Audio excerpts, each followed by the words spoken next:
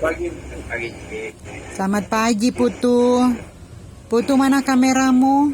Prisil, kamera Christine juga. Jonathan, jaringan kah? Silakan aktifkan kamera kalian dulu semua.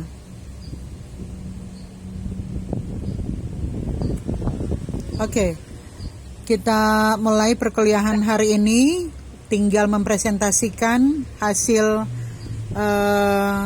pemahaman kalian seperti apa. Jadi pemahaman konsep yang tertanam di kalian itu seperti apa. Kalian akan menyampaikannya dalam bentuk presentasi.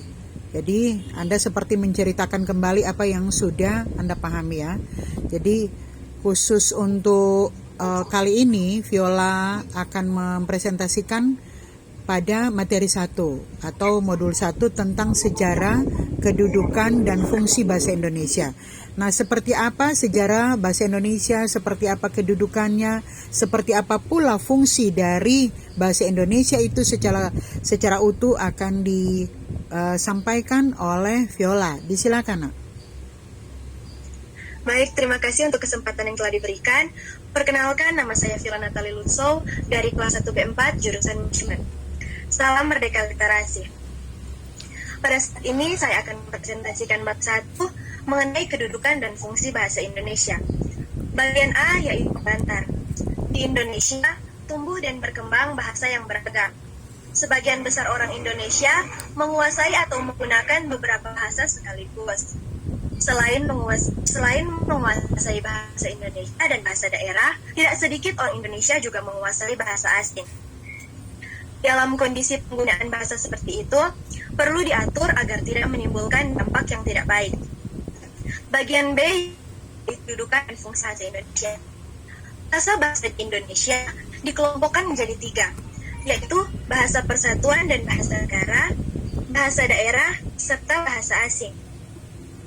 Bahasa Indonesia ditetapkan sebagai bahasa persatuan melalui Sumpah Pemuda tahun 1928 dan kemudian dikukuhkan kedudukannya sebagai bahasa negara pada tahun 1945. Yang pertama yaitu bahasa persatuan dan bahasa negara. Secara lebih rinci, dalam kedudukan itu, bahasa Indonesia berfungsi sebagai bahasa resmi kenegaraan, bahasa pengantar di dunia pendidikan, bahasa perhubungan pada tingkat nasional untuk kepentingan perencanaan dan pelaksanaan pembangunan serta pemerintah, dan bahasa resmi di dalam pengembangan kebudayaan dan pemanfaatan ilmu pengetahuan serta teknologi modern. Yang kedua itu bahasa daerah. Bahasa daerah adalah bahasa-bahasa suku bangsa Indonesia, suku bangsa di Indonesia. Bahasa ini jumlahnya sangat banyak dan digunakan menyebar di seluruh daerah di Indonesia. Bahasa daerah berfungsi sebagai lambang kebanggaan dan lambang identitas daerah, alat perhubungan di dalam keluarga dan masyarakat daerah, dan sarana pendukung budaya daerah dan bahasa Indonesia. Yang ketiga yaitu bahasa asing. Sehubungan dengan fungsinya sebagai akses untuk memanfaatkan ilmu pengetahuan dan teknologi modern, bahasa asing sesungguhnya hanya melengkapi fungsi bahasa Indonesia yang juga dikembangkan agar menjadi sarana serupa. Bagian C yaitu bahasa Indonesia baku. Bahasa Indonesia tumbuh dan berkembang dalam masyarakat multikultural, sehingga bahasa Indonesia mempunyai varian yang sangat banyak.